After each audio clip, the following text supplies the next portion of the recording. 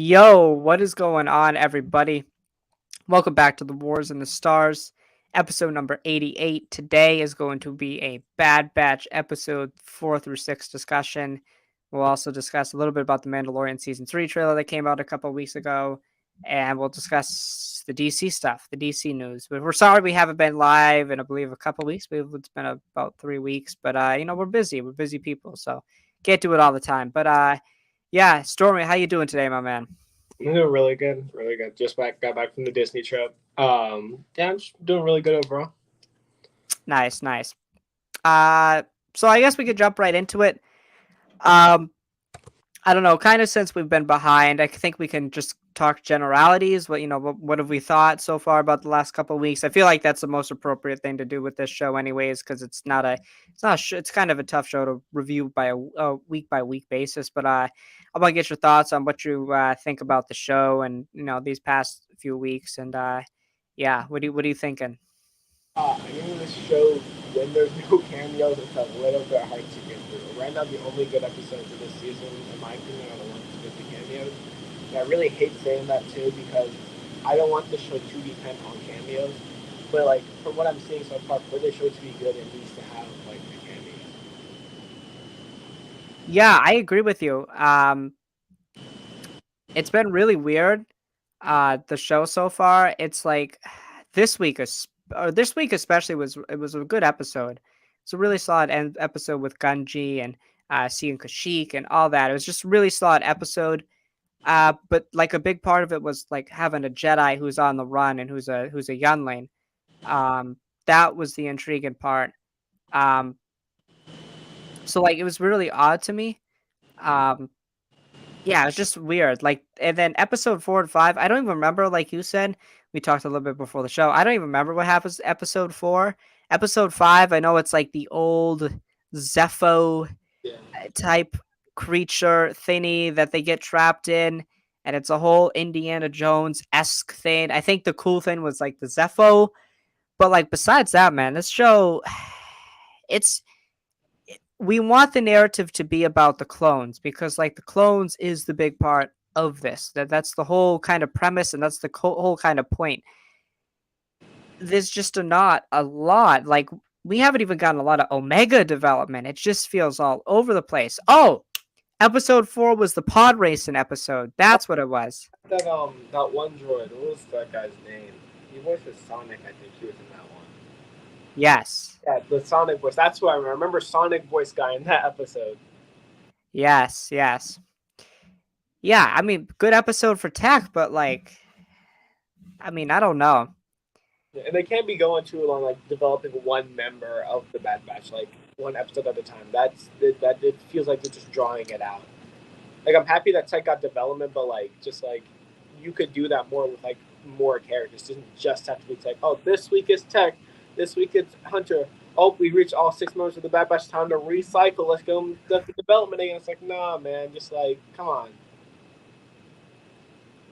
Yeah, I absolutely agree. It's just been really weird just the way they've structured this show, the way that they've like released these episodes. I mean, really feel like if we really think about it, it's been one really really good episode and that was episode 3 with Cody and Crosshair. And mind you, Crosshair has only been in one episode, which is crazy to me. We are almost halfway through season. He's been in one episode. That's just nuts. You can't do that. There's no main antagonist. There's no main threat. It's sure the Empire's threat, but like the Empire itself is like barely in the show. Yeah. So yeah, I don't know, man. It's not good. So as soon as we asked you for more Crosshair episodes, they were like, "Oh, this is what the show should be about. Give us Crosshair POV." They're like, "Don't, no more Crosshair. Y'all didn't like Crosshair? Oh, okay." Yeah, it's just bizarre. And we could get into this kind of tangent in this conversation because I think it kind of be good. My thing is like I don't need it to be like banner after banner. That's almost impossible. You can't have greatness every week, right? I just want good. I just want good, and I feel like I'm just getting average. It's tough. It's tough. It's really tough, and it just I don't know if you've noticed this, but, I don't spend as much time on social media, but, like, even when I do, I'm like, I just notice a less and less conversation about the show. Bad Batch never trends. It never trends whatsoever. Only time it trended, I think, was when was the Cody episode and Gunji was trending like for like 10 minutes, like when the episode came out. Yeah, it's just the thing, man. It's just that these characters, they're this is something I look at a lot and something that it even through just even my academics when I'm writing something or when I like to write something on my own. It's we talk about dynamic and stagnant characters. And these characters are stagnant. They're one-dimensional characters that fit an archetype, and anytime you get them outside of the box, it's like, cool, but you only do it for 2 episodes and it doesn't get expanded upon. Like, for example, what has Wrecker done since season 1 when we had him, kinda snap out of it and kinda had him go all Hulk mode with the chip? He hasn't done anything in about 16 episodes. He's just big dude back. He's just the big strong dude. Omega really hasn't had significant development in my opinion. It's again her being the morally right person who likes to save the day, even in the face of, oh, maybe logistically this is not a good plan, but she will do the right thing, and that's her character strength. Mhm. Hunter really does nothing. Tech's gotten some good development. Tech's gotten some good development, I think. Some interesting development. I don't know if it's going to be expanded upon and built upon, but I just feel like I'd also want to get your thoughts on this. And maybe it's because I'm older and you're older as well, and we saw, Clone Wars and Rebels when we were younger. I do feel like this is the worst of the three. Oh, Um, yeah, by far. I like Tales of the Jedi more than the show. oh, absolutely. And I'm not even a big fan of Rebels. I think Rebels has a lot of problems. I know a lot of people love Rebels, and I wouldn't call myself I would call myself a critic. I don't know about a staunch critic, but I think a lot of people, may or may not overrate that show, overhype it a little bit. But when I think back to Rebels, I'm like, even in season 2 of Rebels, I am more intrigued by the story than I am with this. With this is just, I don't see an overarching. I don't know what the overarching story is. There's nothing that has drawn me. That's drawn me in. There's elements, there's moments like with the Empire phasing out the clones. That's the interesting stuff to me, and that's been the stuff that's been least shown in the show. It's just felt like an adventure of the week type of deal. And I guess we're maybe at the point now, and I could get your thoughts on this too. It's like, do we kind of have to accept this as an adventure of the week type of show that's going to lack any overarching narrative? Yeah, I think that's just what I go into just to dampen my expectations. I don't expect much from the show. I expect like, fun little adventure, some cool lore here and there, like episode 4, the cool lore was with the pod racers. We had some nice stuff with the Zepho stuff. Here, Kashyyyk was nice and Gunji was nice, but like other than that, it's just like I'm just like, oh, nice adventure of the week. It seems like the show's trying to combine anthology and kind of like trying to go for like at the same time like a straightforward narrative. So like they're trying to do narrative mixed with anthology, which like just does not seem like it's working whatsoever because like they keep teasing a greater story, but then they ignore that for another 2 episodes and be like, oh, adventure with Sid. Oh look, it's Rampart. Okay, now I'll go back on adventure with Sid. It's like, okay, do you want to be an anthology show or do you just want to be a straight up story show? Right. It just feels like a big mixture, and we have so many big parts. And they keep teasing cool things, right? They keep teasing stuff like Sid. Oh, Sid, you gotta watch out. Sid's gonna betray you. You keep teasing it, and eventually it's gonna happen. It's gonna definitely happen. But I mean, I'm sure the back end of the season will be more. I hope will be more story oriented. But I'm just getting the vibes now that it's really not going to me, and that's just generally um concerning. And again, what I was really excited for about this show was it was going to be kind of the perfect blend of what Clone Wars and Rebels was. It was going to have Clone Wars characters, a Clone Wars style, but it was going to deal with one crew. Rebels dealt with one crew. The Clone Wars was more of that anthology that followed everything within the Clone Wars. So I thought this had a chance to be the best because it had the best elements for both, and it's just really hasn't worked. And it also begs the question, well, this show really could have been anything else. I mean, the show could have just been an anthology type of thing that follows different clones, different people at the beginning of the Empire. Where did it all fall? And that probably would have been more intriguing. I mean, the cameos have been cool and stuff. Gunji was really cool to see, and um, obviously he dealing slightly with the trauma of, or not slightly, definitely dealing with the trauma of Order 66. It's slightly shown in the episode.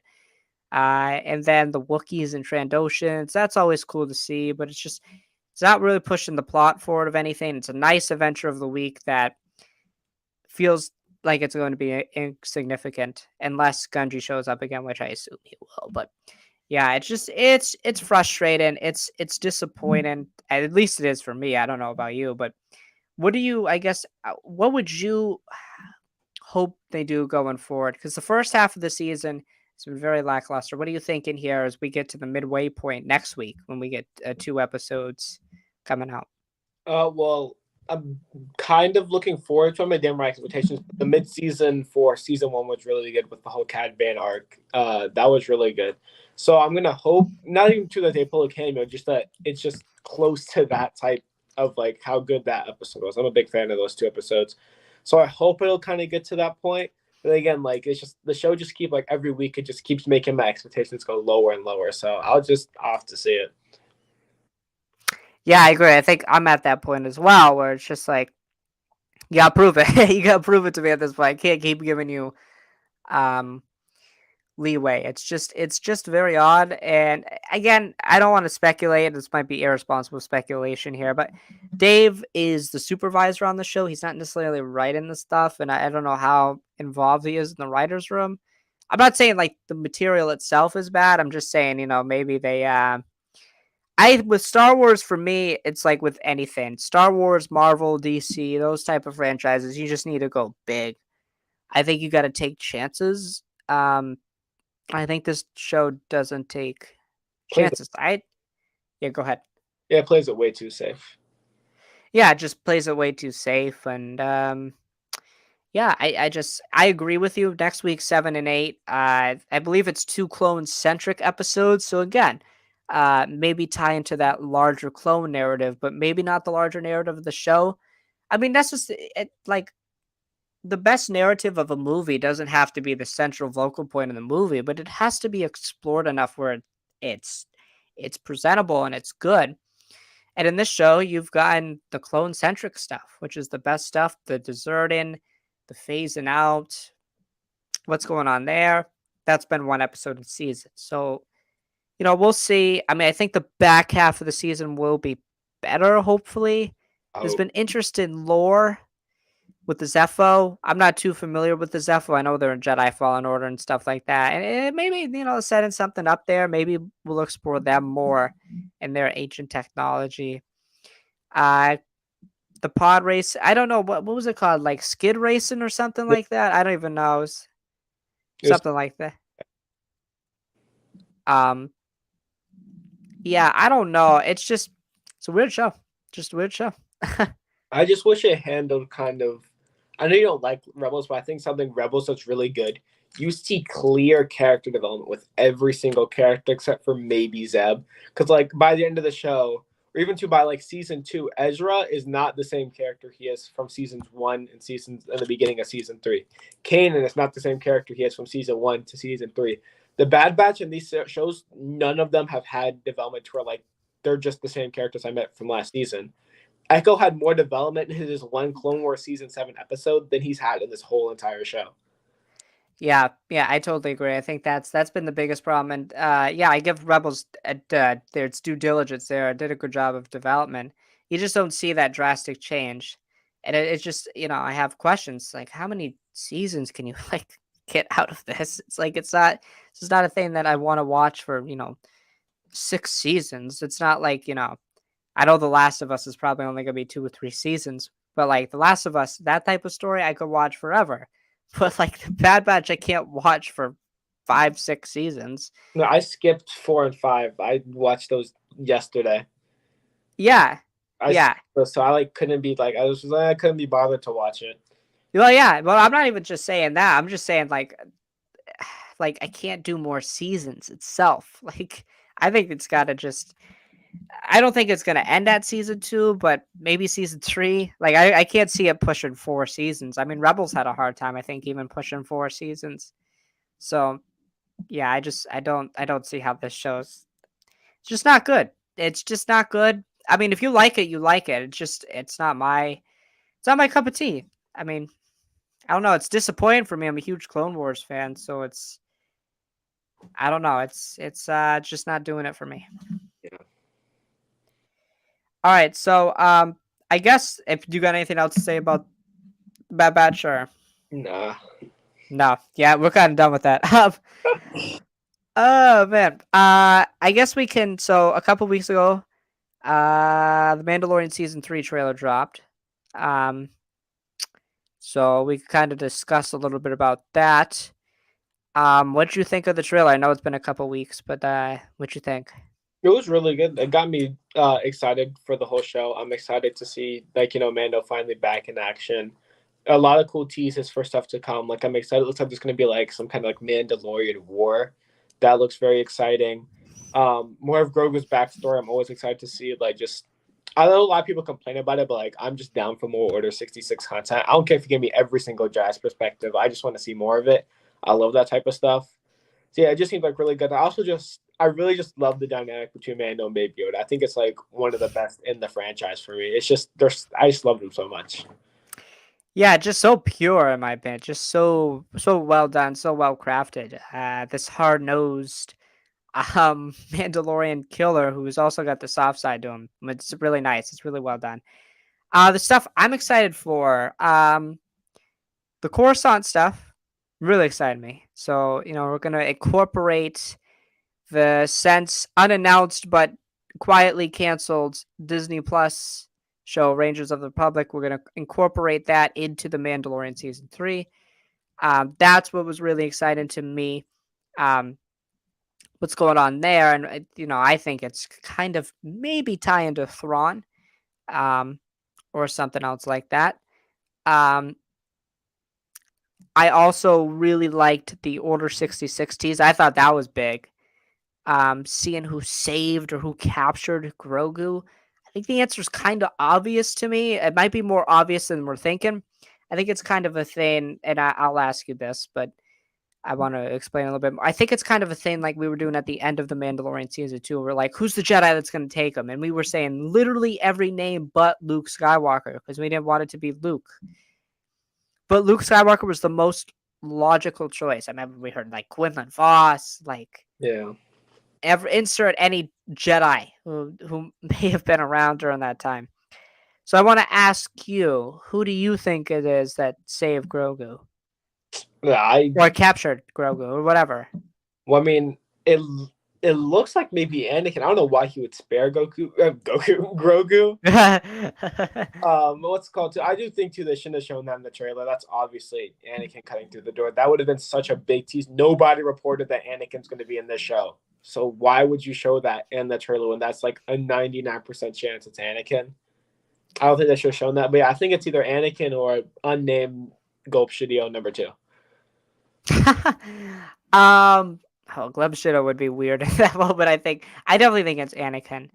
Um, now I don't know. I've kind of tousled. I think Anakin will probably try to kill Grogu, but we do know that Palpatine eventually goes to the Jedi Temple. So my thinking is that maybe Palpatine, being the genius that he is, was like, "Hey, don't do it, not him. Want to save his blood." And Palpatine could like not explain it fully, and it'd be a really cool tie-in because again, as somebody who's not a huge fan of the sequels trilogy, it's like frustrating how we kind of did not plant this seed of Palpatine having Exegol and all of this, and then it's kind of been a after um recon type of thing where we're like, They say in the you're comics right now that shows all Palpatine was here all along on Exegol. They're doing it in the comics. They're trying to fix it. right. That's yeah. I think it'd be interesting if like you had like that prequel flashback where it's like, oh, you can start to see the seeds of Palpatine planning for the eventual fall. Like even when Anakin turned, he planned for the eventual fall. That would be really cool, and that would make a lot of sense. It'd be a really cool tie for that story, and then also our own story with Grogu and Mando to have that connection. And then, kind of tying back to the Bad Batch, Mount Tantus was introduced at the end of season one. We haven't seen it yet in the Bad Batch, so maybe that's where Grogu went for a little bit. We know Grogu's past is dark, so I mean, I think it's logical it's Anakin. I think it's logical that Palpatine took him. I think it's logical that the Empire had him, was probably grooming him maybe to be an Inquisitor or even, take his blood for a longer period of time. And again, we'll get that all answered, but I think it's just logically it really has to be Anakin. Or it has to be Palpatine, one of the two. I don't want it to be Mace. If it's like Mace Windu, I would be upset. I'd be frustrated. If it's Mace Windu, I'm not saying I'm gonna be excited because I'm biased or anything, but like I might be a little bit excited. I'm just saying, I would be stupid. It would be stupid, and I would probably be mad at it after thinking about it for too long. But like, I just want more Mace Windu content. I would be excited. I would be excited, but like at the same time, wait, really? Why? Why? Just everybody now? Just It would, everybody lives? it would be just so lame. But like I said, I'm just desperate for Mace Windu content. I'll take anything at this point. Really, like the thing is like, if this was, I don't know, like 6 years ago, before they decided to bring up longer than that, before they brought Maul back, even if they decided to do that, then it'd be like, oh yeah, because that's like Mace Windu out of all of them is the most logical one to live. Yeah. Like Maul should not live. Boba, no. Like Mace Windu was electrocuted and fell out a window, and we know Jedi can brace their fall. So like, he's the most logical one, if I'm being honest with you.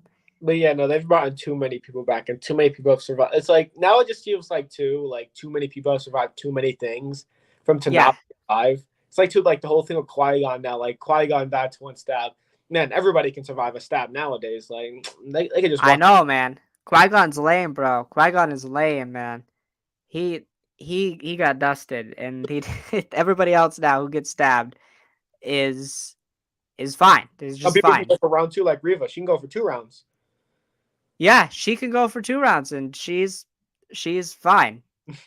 Especially and as a youngling, as like a 12-year-old, just stabbed, and all those other Jedi just died. And then there's a little girl who lived. That's wild. Um, hey, it's Star Wars, man. I also really enjoyed seeing other Mandalorians as well. I love the Mandalorians. I think they're very cool, very unique. Um, and yeah, it was really cool to see them all. And I agree with you about this sort of divide we got going on with Mandalore and the Mandalorians. It seems like we had like what's Paz Vizsla on Navarro, maybe trying to find Mando, something like that. They definitely Um, has Vizsla's role a lot. I was actually kind of surprised with that. Like he looks like he's going to be more prominent this season. yeah, which I like. He's related to Tar Vizsla and even probably Pre Vizsla. Yeah. So yeah, I think that's all really interesting. Um, what's his name? Babu Fricks. The Babu Fricks were cool to see again. Yeah. The Babu Fricks. Babu Frick being the best part of the Rise of Skywalker. Um, yeah, it's true, man. Come on now. Saying you're wrong. I'm not saying you're wrong. um, that was cool to see. Obviously, I think the trailer revealed a lot more than I thought it would. Usually, like Mandalorian trailers are known, especially not to reveal a lot. But the Order 66 thing I thought was big. They should like have shown that. I'm like kind of sad that they showed that. Really, Yeah, really, yeah. one of my favorite memories of Star Wars is me at 3 a.m. in my basement watching Luke Skywalker appear on The Mandalorian. And so to see that just like with Anakin, I would have been like freaking out. Like I said, nobody, no trade, no source, no scooper has reported Anakin is going to be in this show. So they just say, yeah, might as well leak it ourselves, guys. It's just spare us the trouble just in case. Right. Yeah, that's very true. That is funny. That yeah, the one time nobody leaks it out is the time that they would actually put it in their trailer. Yeah.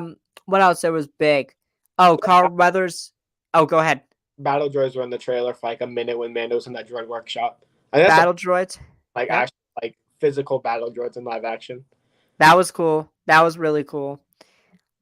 Grief Karga, Carl Yeah. Weathers with the drip. I love the drip. He's got drip now, and Navarro looks great. Um, The real question is, will Cara Dune have drip in this season? um, I don't know. What do you think they're gonna do about that, man? What do you honestly think? Oh, Griff Carson. Oh, Cara Dune went to go. She went to go help the New Republic out. But she promised she'll be back on another mission soon, and then we'll find out later on the show that she died helping the New Republic. We'll be like, oh no, that sucks. Okay, next character now.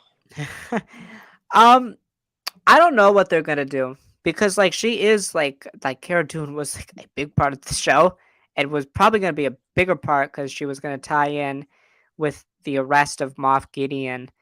Um, Now they could do like a weird thing where like when Gideon eventually escapes because we know he's gonna escape, that he kills her, but we don't see it. But that would feel cheap. You know what I'm saying? If you'd just be like, what? I doubt they'll Why? recast though too. Like it just seems like they're in a weird spot, like where they won't recast, but then they Uh get huh. like off-screen death would just feel kind of cheap because like we like this character. We may not like the actress, but we like the character right now. Yeah, right. The character was. I thought that I like the character. Yeah, you know. Um.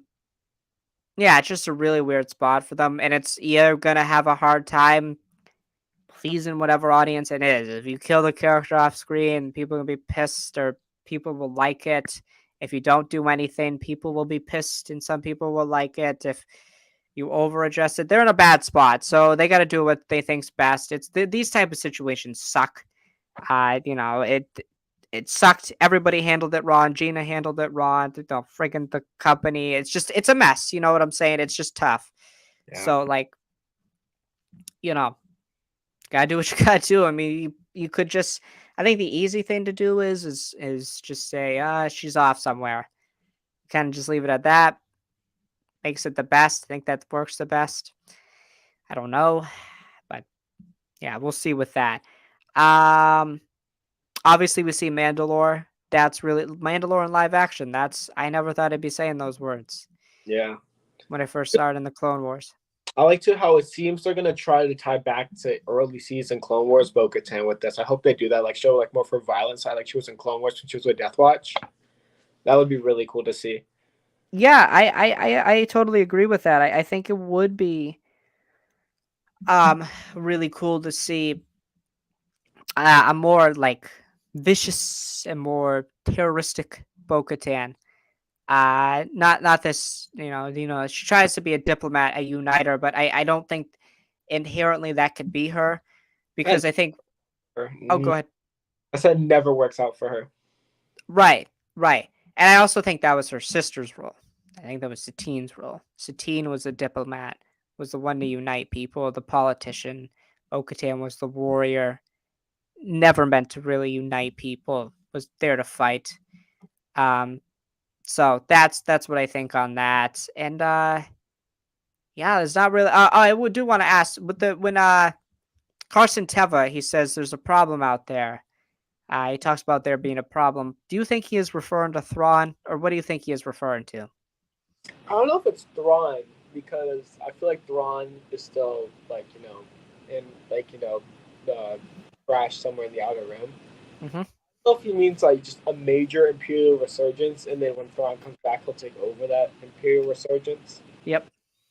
Uh, it could be Battle of Jakku related. I don't know where Battle of Jakku falls in the timeline. This might be too late, actually. I think Battle of Jakku already happened. I don't know. I Yeah, think I think the Battle of Jakku was like we don't know exactly when the Mandalorian timeline. We know it's around 5 years. yeah, So I think it's probably post Battle of Jakku. I would assume. Yeah, I'd assume so. yeah. So I don't know. I know a lot of people are saying Yuzon Vong. I don't think it's Yuzon Vong at all. Yeah, I don't know. It's probably just gonna be a big Imperial resurgence. It could be Thrawn, but I just don't think it makes sense. I don't know even know why they do Thrawn before Ahsoka. I feel like Ahsoka is a good place to end Thrawn. Yeah, yeah, I think that's definitely fair. I don't think it's Thrawn either. I think it's maybe hinted towards the Imperial remnant that eventually becomes the First Order. Oh yeah. Um, I think it could be that. I think what's interesting is Thrawn's. I don't think Thrawn at all will be working with the Empire. Oh really? I, no, yeah, I think Thrawn's on his own now. I think he could do so. I think that he might do something like highlight because he has some Imperial forces now. I think they'll kind of do like a hybrid between the Chiss and the Imperial army. Or kind of like they like merge kind of those two together because he already has some Imperials on his side already. Right. Yeah, I agree. I could see that, but I think like I wouldn't call him Empire. I would say he has Empire people who he's converted to his own ideals. I think Gideon is a part of like Palpatine's. I don't think Gideon knows necessarily about the resurrection of Palpatine, but I think he he was so high ranking up, he knew kind of about like contingency plans and stuff like that. So I think Gideon I don't think Gideon himself will be part of the First Order, but we'll start to see that Gideon's resources will be delved out into the unknown regions that eventually becomes the First Order. So I think there'll be almost like even like an inner fight. Like I think Thrawn and Gideon may even fight at one point because they're going to be two. I wouldn't even call Thrawn a fascist. I think Thrawn's. I mean, Thrawn is not. Thrawn has some fascistic ideas, but like Gideon's definitely a fascist working with the Empire. Um, Thrawn has some fascistic ideas, and Gideon's a fascist for sure. So I think those two will go up against each other even at some points, because I don't think they both may have Empire people working for them, but like they see things totally differently. I don't know what you think about that. Maybe they could bring that random dude who was in the Rise of Skywalker who's like, "Oh yes, my Emperor, I will serve you just like I served you before." That one old dude in Rise of Skywalker. Maybe he'll come. General Pride, who they Yeah, made like really important, and nobody knew who yeah. he was. Nobody knows who he is. He hasn't been in any books, no comics, no nothing. Everybody forgot about General Pride. Yes. Do you have any other thoughts on the Mandalorian season 3 trailer? No, I'm just excited. I think we got like, one more month in this here. Yeah, one more month, man. It's gonna be very, very exciting. It's gonna be a very exciting time. We got Quantum Mania in a couple weeks. It's a very exciting time. Very exciting time. So now let's move into some DC news. So James Gunn on the last day of January announced the official slate for Chapter 1, Gods and Monsters, and this is only part, he said, of the DC Chapter 1. I want to go to you first, and we won't discuss all the projects, but we'll discuss some ones that stood out. What stood out to you?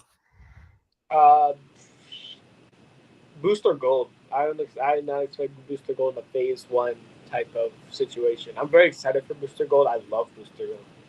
I thought that was like really surprising for me. The most exciting and most anticipated one is Batman: Brave and the Bold. Mm-hmm. I'm a really big Batman person more than Superman. Like I like Batman more than Superman, and I think it's kind of exciting that we're getting two Batman movies in the span of like a year because we get Batman 2 first, and then we get Brave and the Bold right after. Yeah, I 100% agree. My favorite announcement was obviously we got an official date on the Batman 2. I believe October of 2025. October And, 3rd, yeah. yeah, and then the new Batman, the new DCU Batman. And to have the Bat family, I think James Gunn talking about the importance of the Bat family, um, and Damian Wayne, his own biological son, his favorite Robin, him being the center vocal point of the story. I think that's going to be really cool to see. And we haven't really gotten a good or really any like live action Robin. So Yeah. like I'm really excited to see that. I don't know where they're going to go with it. You would think that they would want to introduce a younger Batman, but it feels like we're going to have already established Batman. And I'm fine with that, especially if we're going to do the Elseworld story with Robert Pattinson's Batman, where it's a younger Batman. So, like, it would be nice to see an older, established Batman. Maybe we can get other, of the Robins, Nightwing, that sort of thing. Oh, my God. Um, So bad. yeah. That would be really cool. Superman New Legacy, I'm really excited for. I am worried. Gunn writing Superman movie, it's got me a little worried. Um, I think it depends. I hope he just doesn't go too goofy with the tone. Other than that, I think Gunn has it if he doesn't go too goofy. Because I know he knows how to write like good, deep emotional scenes. Because Peacemaker, like tackled that really well. It balanced comedy and drama really well. So I know he knows how to handle drama decently and pretty well. So I have hope that he'll do good, just not to go too much on the comedy. yeah, I agree with that. Honestly, I mean, I really do agree with that. Um, yeah, I do agree with that. And then, I do worry about with the Superman legacy. Also, is also if he directed it. I don't think he'll direct it though. But Yeah. like, another project I am excited for. I'm looking at him again. I gotta make sure the lanterns, obviously. Um, we're gonna have Hal Jordan and Stewart. That's really exciting, like a buddy cop type of deal. Um, exploring the universe, and Gunn emphasize the importance of this show, and how it's going to tie into the whole overarching narrative. And it's really interesting that God emphasized the importance of a television show because it's something that I think you would agree even that Marvel struggled with. Like the Disney Plus shows don't feel as significant to the overarching narrative. So having the lanterns be emphasized as being important for this chapter one, I think is really, really important. I want to kind of get your thoughts on that. And, because we discussed a little bit before that we thought there was going to be a lantern centric project. So, what do you think about the lanterns playing such a big importance in this first chapter of the DCU? I think it's really exciting. I think because too, they're also introducing the Authority, which is kind of going to be like a threat on Earth. I feel like too, if they're going to do like more cosmic threats, that the Lanterns are going to be perfect for that. So like like I hope in the show it'll be like not just Hal and John, but a bunch of other Lanterns, kind of like an anthology series where each episode deals with a different Lantern in a different part of the universe fighting a different threat. And they could set up, these that's another DC projects. They could be just for the Lantern show, doesn't matter. I feel like that would be really cool anthology with different lanterns in different sectors. I feel like it would be like you get to see explore the wider DC universe because you're not just with one person. You're seeing it through the perspectives of multiple people. I feel like that'd be really fun to do. Yeah, I 100% agree. Just seeing all the different, aspects and, that sort of thing, and then it tying into the larger narrative. And then, so I think my big three are, the new Batman, the Superman Legacy, the Lanterns, but also an underrated one. And it's one kind of, I've never heard of these characters. I don't read comics much, so I don't know a lot of these characters, the Authority. They've been described, you could correct me if I'm wrong. I don't know a lot, but they've been described as almost sort of, they're characters that have they're not morally, they will do the right thing even if it's morally corrupt. Is that a good way to put it? Yeah, think of them kind of like the Seven and the Boys, but like a little less corrupt. They're just Okay. the Seven. Okay. So do you think this could be like a boys centric or boys styled movie or type of deal, or what would you like to see from it? Well, the Authority is a hard character. I read their comics years ago because I thought it was an Invincible comic because they all wore like all white, and I thought it was Invincible. Get into that years ago. But so there's like only like two really interesting characters. One of them's I think his name's like Apollo something. I forgot what the other one's name was. Those are like the two only interesting ones. Okay. Other than that, I feel like they're kind of just like C-list characters. But then again, Gunn is really good with C-list characters. Like you Yeah, I go was just gonna Guardians. Yeah, I was just gonna say Guardians, Suicide Squad, like Peacemaker, like those type of characters. Yeah, I think this could be, because Gun, does good with these type of characters. Um, some projects. I mean, we could kind of touch on that. I mean, Waller, cool. Viola Davis is back. I'm so happy about that they kept her. Yes, she's fantastic. I really like her.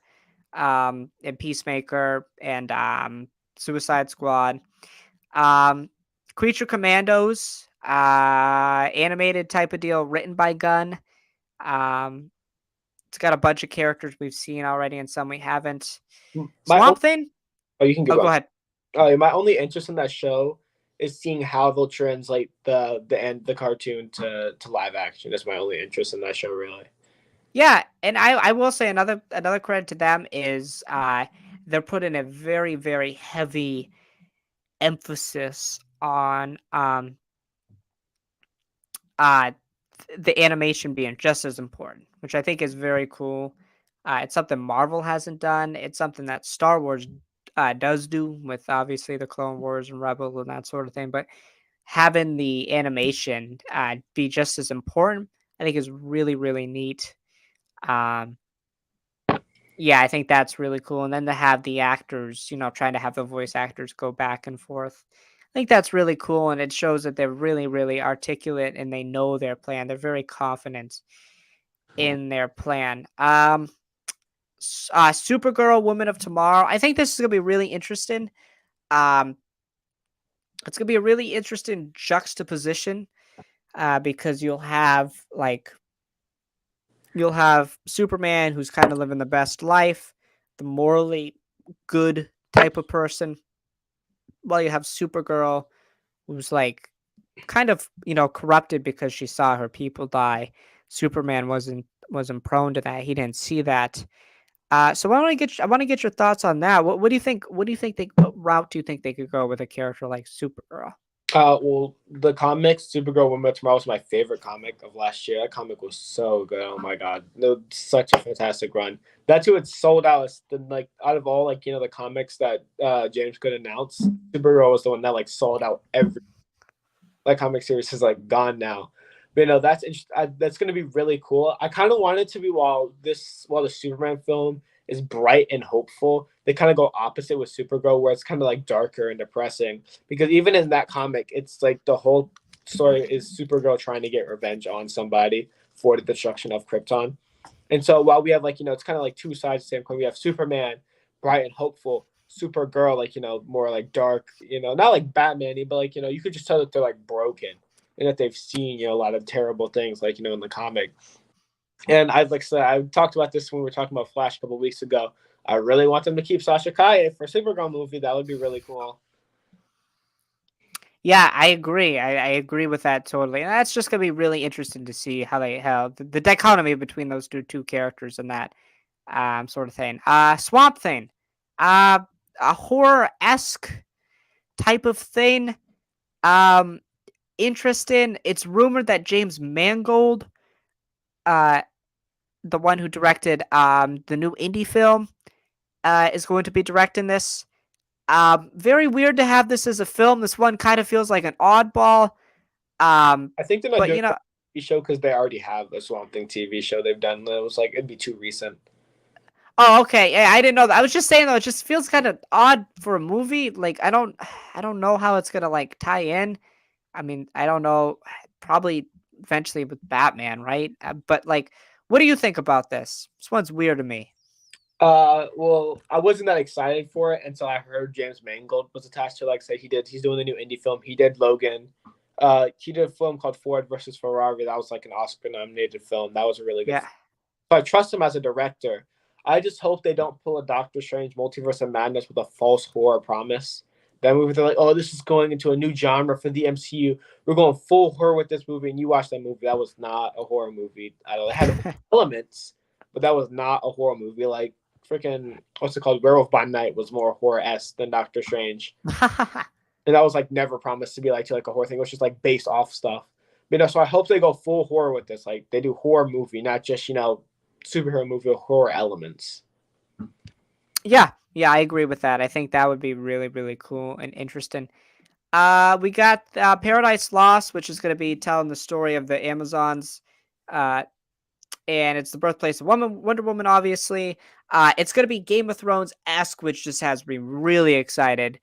So I mean, this one is also high up on the. There's a lot of shows. There's a lot of shows here that, if I'm being honest, I'm more excited for than whatever Marvel's doing on the Disney Plus side of things, at least, and even some cases on the movie side, because it's just so new and fresh, and could probably maybe even compete with Marvel. What do you think about this Paradise Lost type deal? Telling me kind of the origins of Wonder Woman, and her people. What do you think about this It's in my a Game of Thrones style?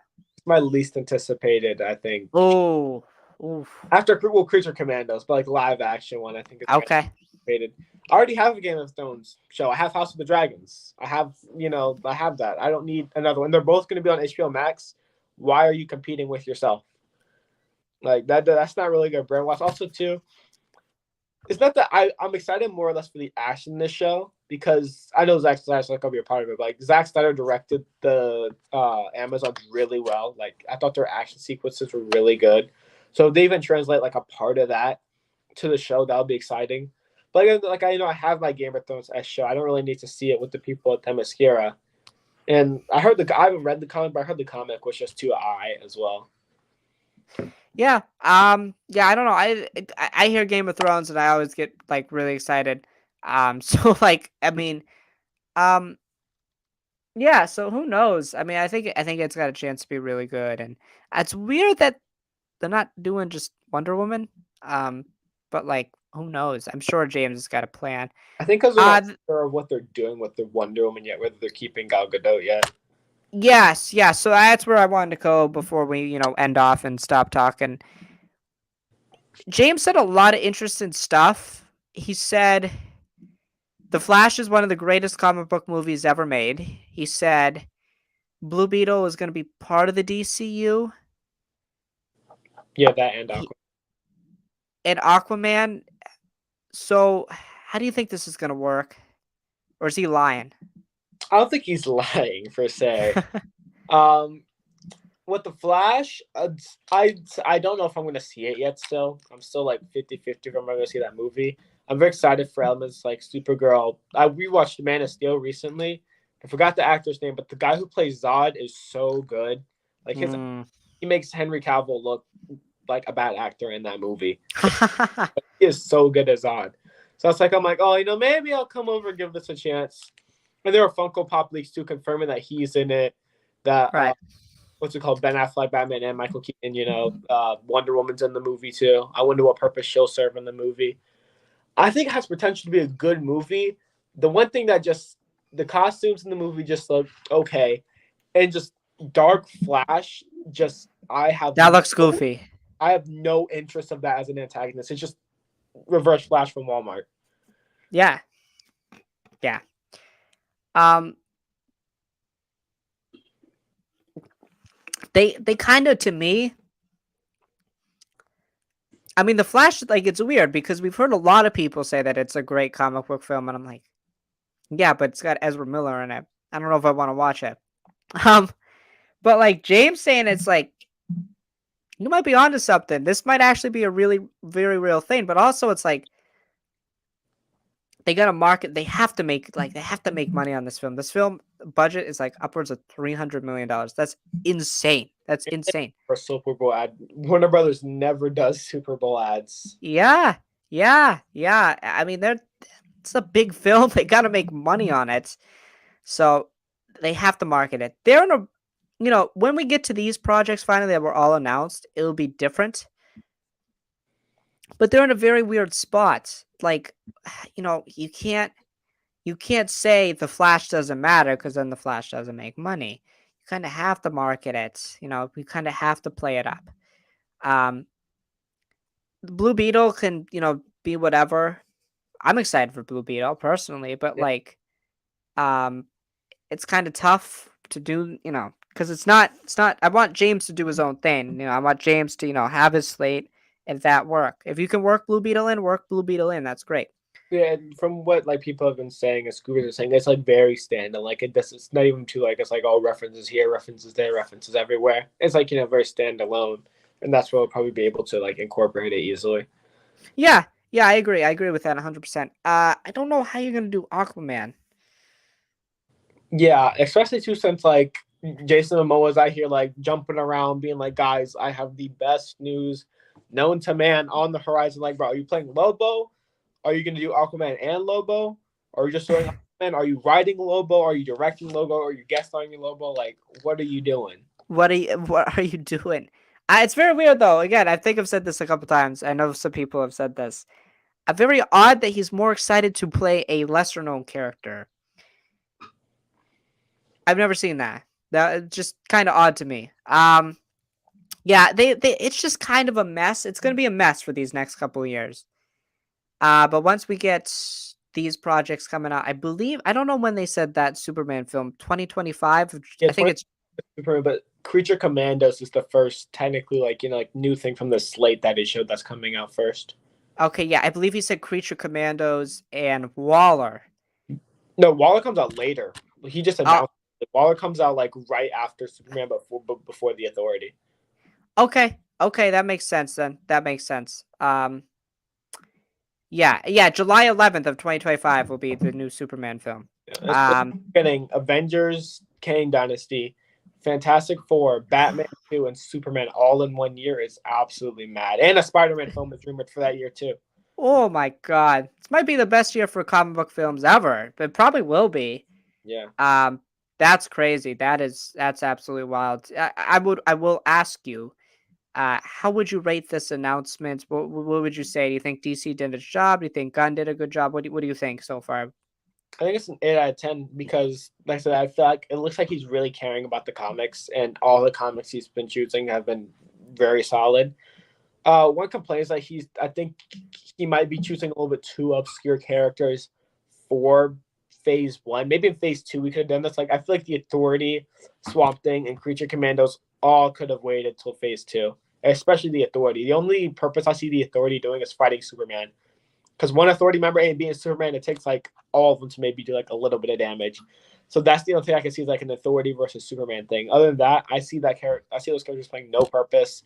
Creature Commandos, I also see playing no purpose in the greater scheme of things. Creature Commandos, I see too as like kind of like side characters that like appear here and there, and maybe like in a video game or two. You're like, oh yeah, I know those guys. Right. I think they got like Rick Flag's dad in it. Yeah, it's like really weird.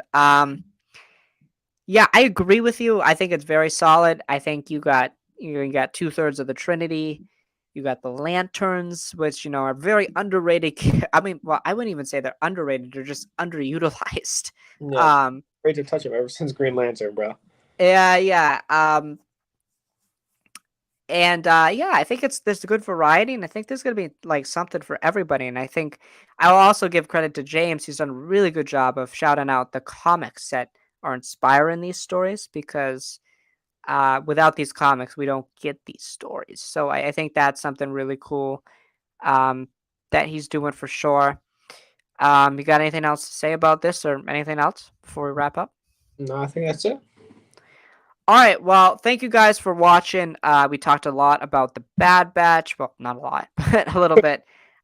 We talked a little bit about the Mandalorian season 3 trailer, and we talked finally about all the DC news, all the good news that we got from James Gunn to kick off his tenure at DC Studios. I want to thank Stormy for coming on as always. We'll be back. Who knows when? Maybe next week, maybe not. We'll see. But as always, thank you for watching. May the force be with you and may you stay burning with glorious purpose. We'll see you next time. Peace out, everyone.